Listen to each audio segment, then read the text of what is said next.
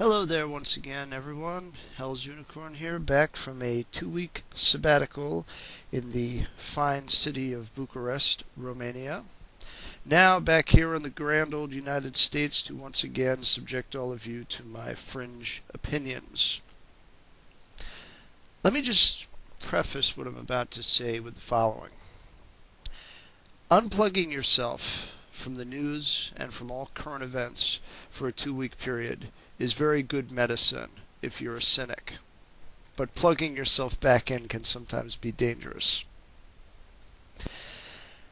I did not actually watch the two previous presidential debates until after I got back home, which was a couple days ago, and then I had a very severe case of jet lag to contend with. There's a 7-hour time differential between Romania and here, and that definitely takes a toll on you, particularly on the way back once you've spent some time over there. My opinions regarding those particular debates have already been expressed in pretty much the same word-for-word viewpoint on other channels, so I'm kind of going to skip that right now, and I just want to focus on a couple of more recent occurrences. Herman Cain is currently surging, so to speak, in the polls because of a so-called great debate performance. I watched that debate over and over and over again, and the only moment where he really said anything distinctive was when he was talking about almost dying of cancer and saying that if Obama had had his health care plan instituted back then, that he would be dead. Now, that might be a true assertion. I don't know. I think that Obama's health care system is far worse than what we had before. And what we had before was not really very good, having insurance companies dictating ridiculous premiums, and you have high medical costs because of government interference and so on and so forth. This is just piling on more of what we already had, basically. And most people in this country are too dumb to find their asses with both hands, so they think they got a good deal here. Now, in terms of Cain's assertions that Ron Paul comes off as a quote-unquote grumpy old man, people have been saying that about him for years. As a matter of fact, they said the same thing about him the last time he ran. But what I don't get is this notion that he's a grumpy old man because he wants to do away with things. Doing away with things may or may not be a negative thing, depending on what those things are and what those things do to people. I would argue that getting rid of the the Department of Education in the federal government would be a grand step forward. I think it would be beneficial to everybody in the educational field, with the exception of a few bureaucrats in Washington, D.C., who wouldn't know a screwdriver from a bus driver when it comes to educating children. I think that getting rid of the Department of Energy would greatly improve the odds not only of attaining greater wealth with regards to fuel and also increasing efficiency in our usage of it, but would also open the door to different alternative fuels, because most of the barriers to entry, which have been put in place by the same oil companies that all of these people claim to hate so much yet love helping with their votes, have in place. And also with regards to the Department of Homeland Security, this is the big one, and this is going to get into the main thrust of this particular discussion here. The Department of Homeland Security is one of the most unnecessary and costly offices or departments, so to speak, ever to be created. It's untold billions of dollars being spent trying to get different agencies that are supposed to be doing roughly the same thing to work together. It's a pretty flawed premise in and of itself. And then, of course, you have all of the Constitution bashing that goes on between the Patriot Act and a couple of other things that go along with having a Department of Homeland Security, or as I like to call it, the Department of the Führer and the Fatherland. And eliminating that department has always given Ron Paul trouble. But when Ron Paul in similar fashion, criticizes the administration for engaging in unconstitutional acts of war or acts of murder, I would say, in the case of the recently deceased al-Awlaki, he tends to get a lot of flack. Now, he always gets flack when he says this, and it doesn't really harm him the way people expect it will. Just to give all of you my opinion on the matter, I think that every time our military kills somebody without an official declaration of war or without due process of law, either by international law for non-citizens or American law for citizens, it's engaging in murder. Pure and simple. I know there's plenty of bonehead neocons out there that think that I'm just anti-American and I'm not supporting the American way and all this other bullshit. But the truth is as clear as day. We have a rule of law. It states very specifically that if you're at war, you declare it. If a war is undeclared, it's simply a killing spree. I mean, people have gotten onto bell towers and shot random people in the street for roughly the same rationale that we've been giving for all of the things that we've been doing in Pakistan, in Yemen, in Libya, in Iraq, and Afghanistan. I mean, the people are no more or less dead in this situation than they would be if it was just some random psychopath shooting people. And this gets into something that I really wanted to discuss, and I will get to it to an extent here. I've mentioned it before, but not now. Everybody remembers that famous quote from the Joker in The Dark Knight, where he states that if I tell somebody that a group of soldiers are about to be killed, nobody panics, because that's all part of the plan. But if I tell somebody that a little old lady is going to get shot somewhere in the city, everybody loses their mind, because that's not part of the plan. End quote. I want everybody to kind of think about that for a second here. I want everybody to focus in on this notion of the plan. What is the plan? Who decides the plan?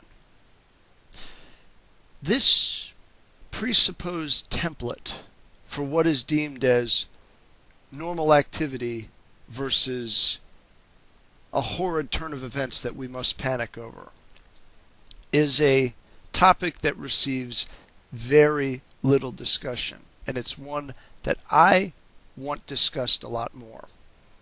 I encourage people to make video responses to this, explaining to me exactly how you think this works, whether you're on my side or if you're on the side of Obama and the neocons.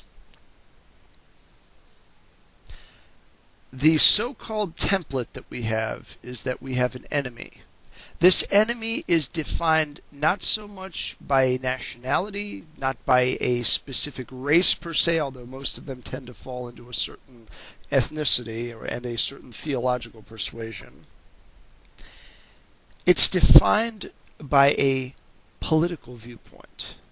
This political viewpoint stands largely in opposition to American hegemony. This viewpoint thinks that Americans need to get out of the Holy Land, to get out of the whole Middle East. This is what motivated al-Awlaki and the people that he inspired. Allegedly, I haven't seen any actual concrete proof that he was directly connected to these events, just blanket assertions by demagogues in the White House. What motivates these people? Think about this. What is it that makes him hold this viewpoint? There is something going on that leads to this particular school of thought. Why do people not want us in the Middle East? Is it because they hate us for our freedom or one of these other stupid slogans? Or is it simply a matter of, in our paranoia, as it is now, and before that in our hubris, we have disrespected the national boundaries of other nations, and we're reaping the results of this by having an ever-expanding list of enemies. That's the dirty little secret with regards to Obama's little kill list. there is an infinite potential for additions to that list, depending on his own personal fancy, and worse yet, the fancy of whoever replaces him. This is the thing that people don't think about. All of these former Bush supporters that are now in the Tea Party and decrying all of these abuses that Obama is engaging in, these were made possible by things put in place by previous administrations. People need to look at recent history. The past few decades will be sufficient. And to apply a little bit of critical thinking here, they need to ask themselves the following questions. What were we doing before this mess started? How do we think people would react to these things? And then finally, how did they react? There are many books out there that you can look into that will give you a different perspective on these things. I'm taken a little bit aback. Not so much at the wide-eyed, ridiculous response that Ron Paul has gotten to his, and Gary Johnson's also got this a little bit too, on their assertion that we need to take care that this assassination of this so-called terrorist in Yemen doesn't turn into a license for people with different political opinions to be targeted for assassination. Because I'll tell you right now, when it comes to views regarding American foreign policy, it's not that far of a stretch to go from killing somebody in the Middle East who makes his opinions known about American foreign policy and somebody like me who opposes everything that our military has been doing for the past 30, 40 years. I mean, I could be on Obama's short list, potentially. I don't think I am. I think I'm too small of a player to really catch his eye. But the fact that I could be potentially on that list because I meet all of the standards in that DHS memo, associated with the Ron Paul, group, the libertarians, gun owner, NRA, so-called dabbling in conspiracy theories. I mean, I do have a subscription to Alex Jones's channel, so that would probably do the job right there. I mean, that's the way this government does business. You have an enemies list, and then as soon as you can convince enough brain-dead people that there's a real imminent danger, you can turn that enemies list into a kill list, and then boom, boom, boom, boom, boom. People start turning up dead. The reason why we had a law passed back in the 1970s that actually forbade the government from killing foreign leaders and people in general without a due process, which it was basically a redundant restatement of something already in the Fifth Amendment, was because there were all of these people involved in the anti-war movement that started turning up dead in the late 60s. This is something that people don't like to talk about. This country, historically, particularly in the past 100 years, has had very little inhibition about killing people within its own borders that are citizens if they don't click their heels and say, yes, sir, immediately and without question.